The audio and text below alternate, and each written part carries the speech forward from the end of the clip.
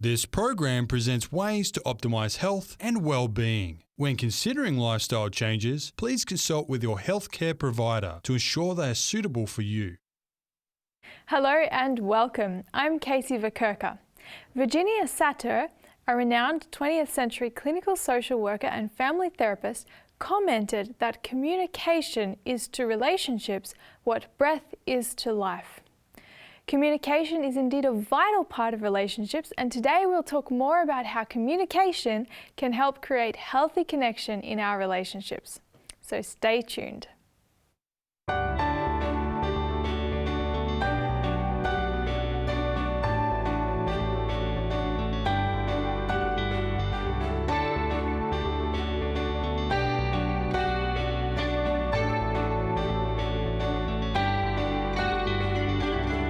It's great to have you on this program where we explore ways that you can shape your lifestyle as medicine.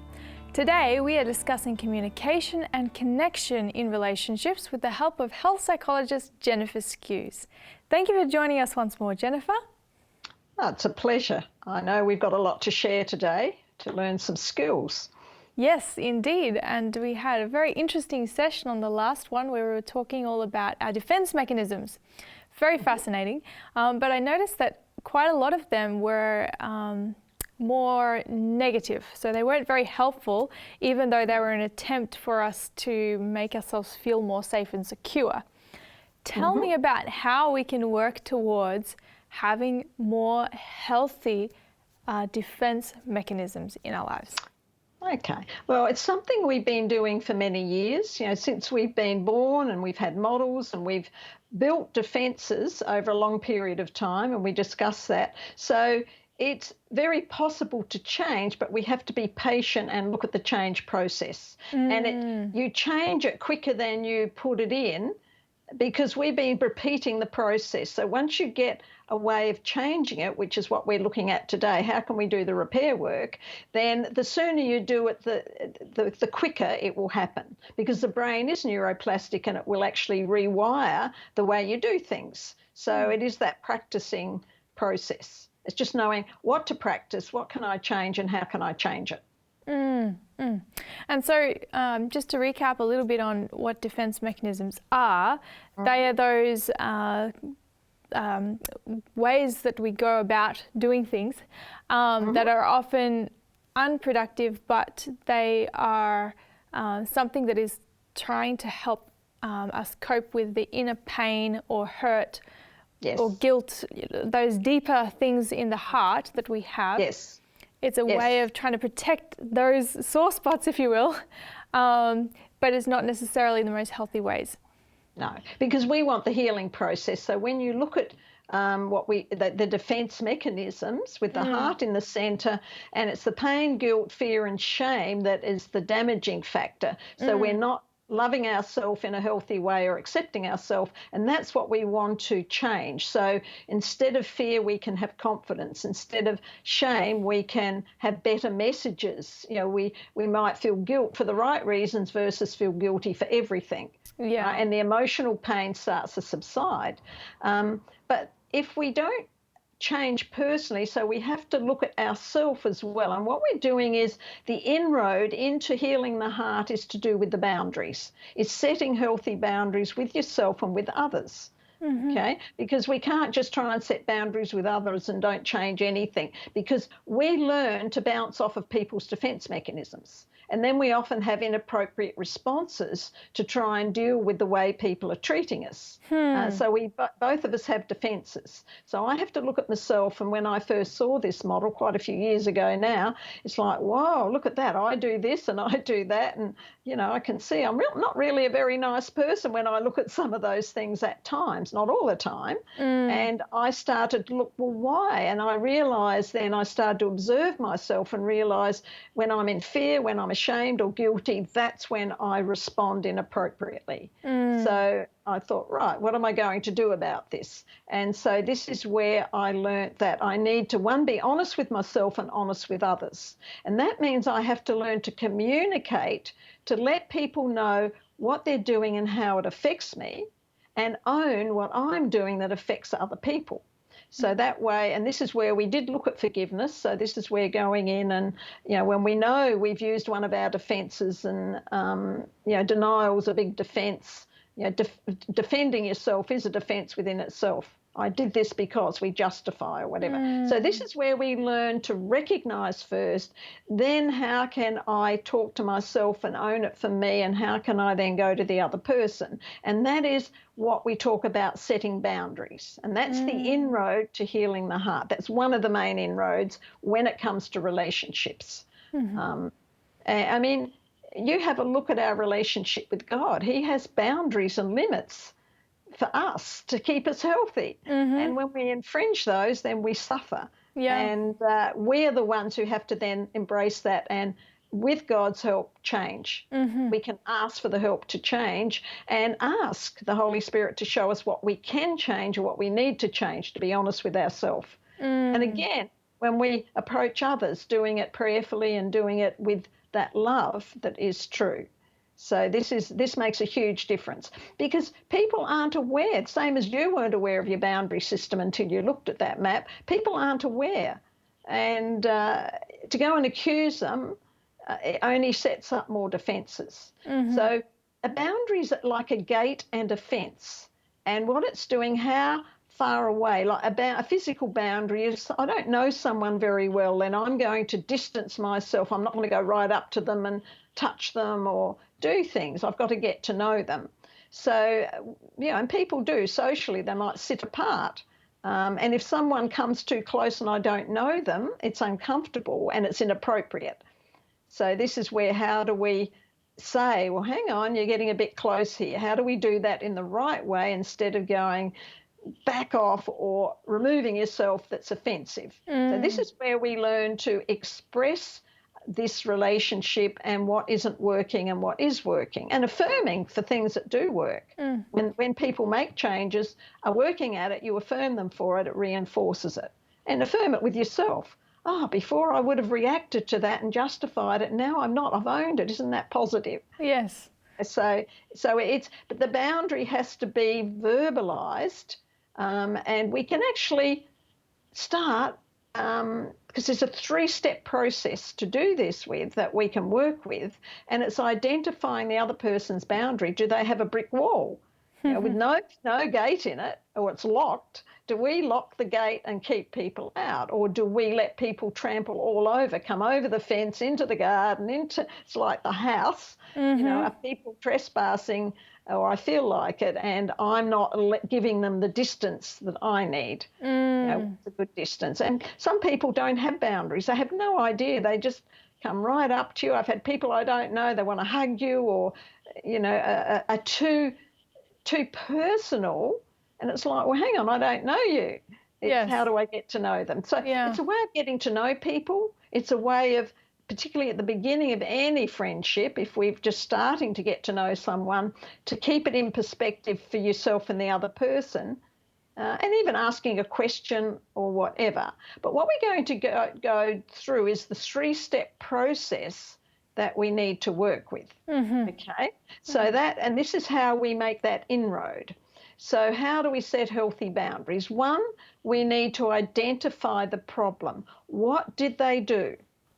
Okay, so what did they actually do to be able to do that, right? Because we need to look at protecting ourselves, okay? And I have actually got a list that we set boundaries to protect ourselves and others.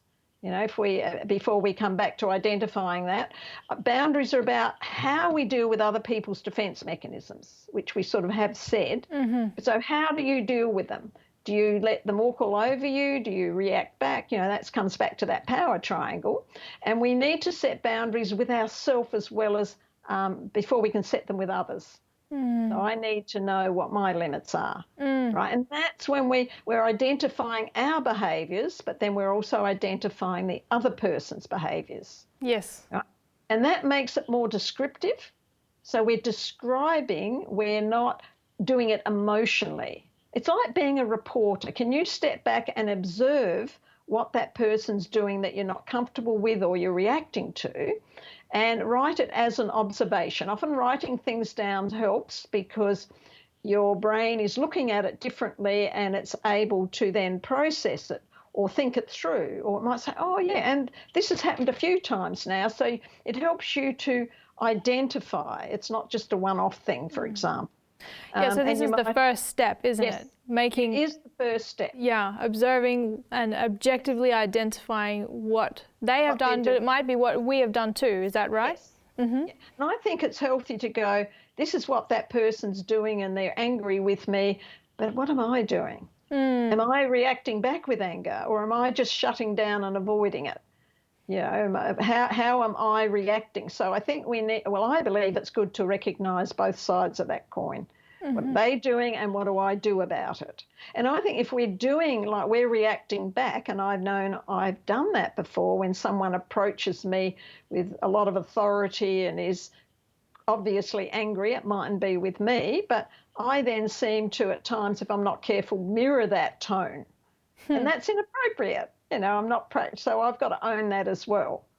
And this is where we talked about forgiveness. So I'm learning that if I did that, and it might be someone I know quite well, I'll go to them and say, look, I'm sorry I reacted that way, because I do feel sorry. I don't go, well, look what you did. I own what I did, how I reacted. And that often opens up, and I find then often people will say, oh, well, I know I was I was having a bad day and I was angry and what you did. And so then it opens the conversation.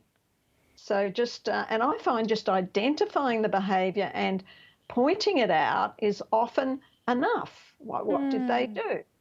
Or checking it out. Yeah, and I guess you've got the step 2 there is asking how does it make you feel, but that step 1 is important because it's helping us to separate the feelings from actually what's happening, and that can help us clarify the whole situation. Yes, we cannot do it from, as I said, emotional reasoning. Yeah, good. Okay, so this is where we identify the problem. But how do you tell a person about that problem? So if you identify that someone is, I don't know, ignoring you, annoyed with you, how can you check it out with that person?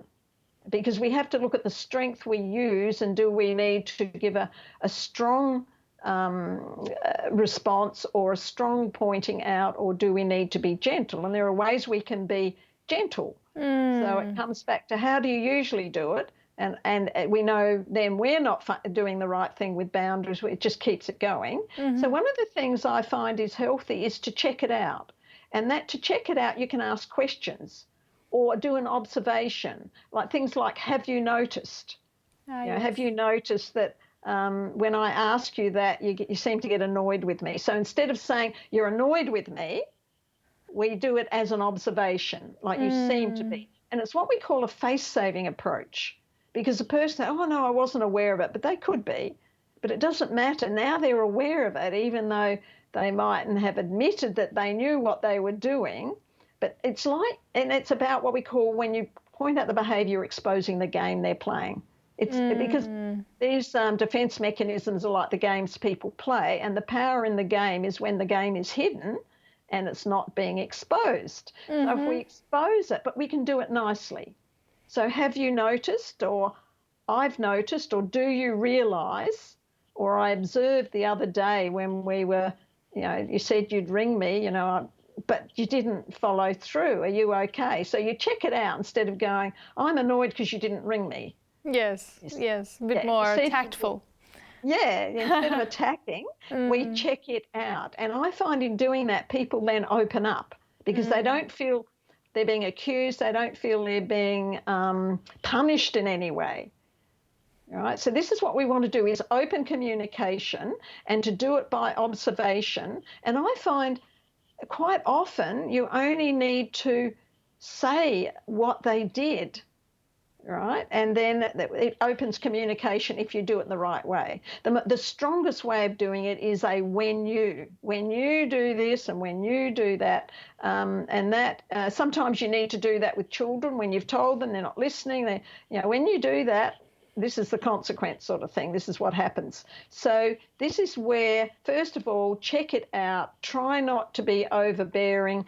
But if they're not listening, you can then go the next step. So it might be, but you might do it by questioning. They might not respond. Say, well, did you hear what I just said?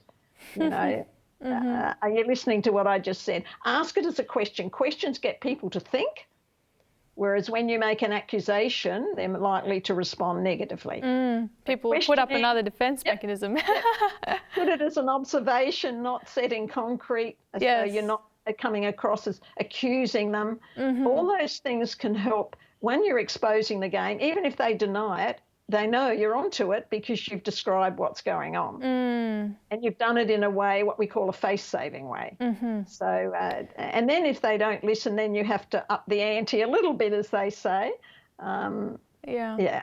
But this is a very good approach because I think many of us use some of these more negative defence mechanisms, maybe even without realising it. I know some people are aware of it and they play it intentionally, but many of us have these little things going on in our lives, and until someone might nicely point it out, we may not even realise what is happening or that we have it. And so it's an opportunity for both parties to grow through it then, isn't it?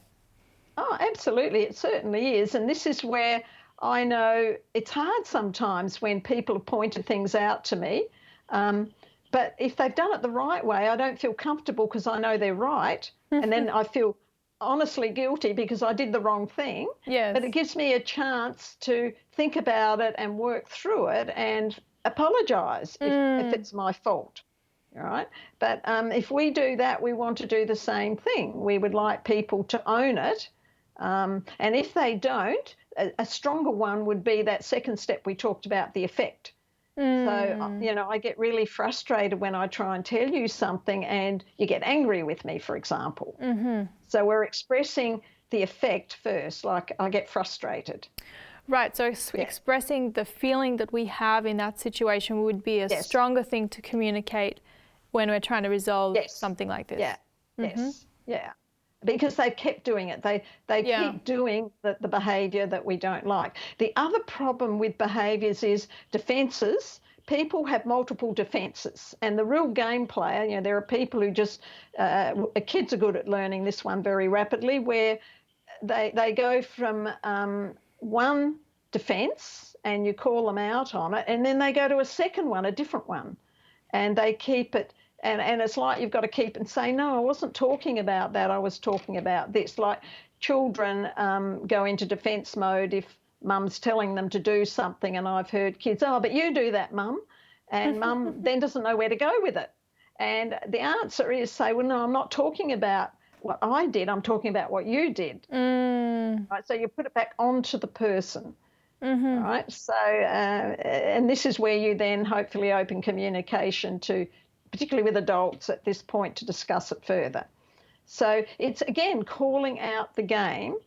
And this is where I find people who come to me for help, they mightn't come as a couple, but it might be the man or the woman, and they keep getting all these defences from the person they're with. And what happens is we start to do the process, and we find what is it they want to point out and how do they want to do it with the guidelines I've talked about. And they do it, and then the person brings in a second defence. So then they have to come back and go, oh, what do I do now? So then we have to look at how do you use the same process for each defence. And if they keep bringing them up, you then have to point out, well, whenever I've tried to discuss this with you, you seem to just want to take it to another level, and then, you might have done it this way and now you're doing it that way. Or you change the topic is a good defence, for example. Change the topic. So then you point out the next defence and work with that one. So, but it's because people are good game players. They've learnt from a very young age, and not everyone is willing to give up their defences. This is part of the problem, you see. Because we all want that safe and secure thing in place inside, don't we? And this is where, we're stating what we prefer by saying, I'd really like you to talk to me nicely instead of being angry with me is a preference. And if it hasn't worked by pointing out the behaviour, then we sort of might use our effect, but not where we're overpowering them with it, and we're being honest about it. It's not a made up one. And then we're looking at what we prefer. But if all else fails, we have to set a consequence, right? So there you can see the 3 steps. But here, if all of those steps fail, what if all else fails? What if the 3 steps don't work and there's no behaviour change? But then we have to look at consequences, right? And if we've got to look at a fair consequence. We can't do something that's extreme, and never set a consequence you won't carry out or follow through, okay? Because then you're the loser in a way, because you can't do it. And that just means they've got the upper hand again. Oh, well, she didn't follow it through. She didn't do it. Set healthy boundaries with love and respect, and that means we've got to love and respect ourselves. And if it was so, how would you like to be spoken to? And that's one of the things I do, where I go, well, how would you like to be spoken to? I ask myself, and I say, well, I think I was a bit harsh, or I could have said it in a better way, right? So I'm learning as I go. And sometimes I get people who say, well, I'll just do it. And I say, well, how would you like me to tell you? And then you get them to give me the wording. So if you do it again, what would you like me to say to you? So you negotiate the boundary. So this is where you're asking that 3rd step, what do you prefer? Yes. You're wanting to gain mutual understanding between each other. Yes. As to Absolutely. if we come into this encounter again, Yep. what is the navigational pathway that we're going to agree on? Yes.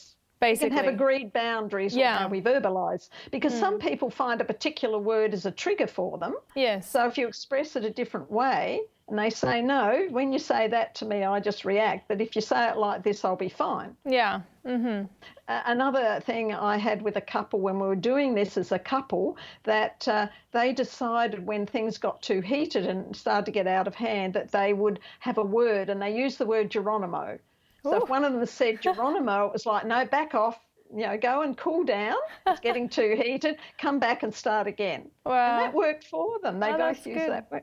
Yeah, so they did their own boundary setting in a different way when it was getting a bit out of control. And they found that diffused the bomb, basically, and then they could go and think about it, work out what it is, and come back again.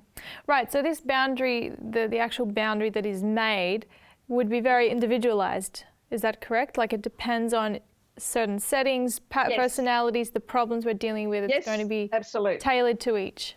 Yes, that's exactly how it works. So that means they're negotiable boundaries. And we can even do things once we start setting boundaries. Say, look, there's a number of things sometimes I react to. Is it okay if I point it out nicely? And that means it gives you scope then to do more of these boundaries. And consequence is a hard one if they won't follow it through. In other words, they're rebellious, they're defiant, they don't care maybe, who knows. But then you have to find out why they weren't following it through. That's communication. Why is it so hard for you to do that and get them to tell you? Yeah. No, that's very interesting, and I like how with using this approach of boundaries, we're able to establish a pathway that is going to help protect both sides in a very healthy way, as well as navigate the unhealthy defense mechanisms that keep cropping up and hurting each other. It's kind of like putting a line in between them and saying, hang on, we can deal with it this way and it'll be much better. It'll be much better, yeah. And we can do that in work environments, home environments, friendships, all environments. We can respect boundaries. Yeah. And give people feedback if we don't know them. And, I find people can be very angry, and I've learnt to say, instead of reacting to them, when they're affronting me with something they're angry about, I go, oh, you seem really angry. And they go, oh, yes, I am, and no one listens to me. And you go into a dialogue and, well, tell me about it. So then, because they're not angry with me, but they're presenting angrily. And then you hear about all that happened, and it diffuses that bomb. But the ultimate no setting of boundaries, if someone is physically threatening, you do not go there, So, and that's unusual, but if you're in a relationship that is violent, then to do this, I don't think is realistic. It's you need to have that on your own. Physical space. Have a mediator. Yeah. Or do something else with it. But we're talking about our relationships overall. Now, the power of communication is so important. Learn to be a good listener. We have empathy with others, know how it feels to be in those shoes. Equality, we're not putting them down. We're equal in that relationship. Communicate openly. Help them, instead of behind closed doors. And there have to be loving and supportive relationships. Okay. So this is, and we have to do that being honest with ourselves and others. So this is important. Yeah, so having really a sense of freedom to speak about those things that are popping up is quite important. And just, I guess, when we're going in a relationship and there's these things that crop up, to just give each other the space to say, you know what, if these things happen, it's okay. Let's just talk it through, and then gain mutual understanding. I think from those 3 steps of boundaries, that was a big thing that you're achieving there, mutual understanding of where each party is coming from. Yeah. Yes. And then working it through. Yeah. Well, as we're winding this down now, we started with God's love and how God loves us, and the proportion of loving God, loving ourselves, loving others. I've got one verse there I'd like to finish with, and that is 1 John 4, and there's 3 verses, 7. Beloved, let us love one another, for love is of God, and everyone who loves is born of God and knows God. 10, in this is love, not that we love God, but that he loved us and sent his Son to be the propitiation for our sins. Well, that's great love. And 11, beloved, if God so loved us, we also ought to love one another.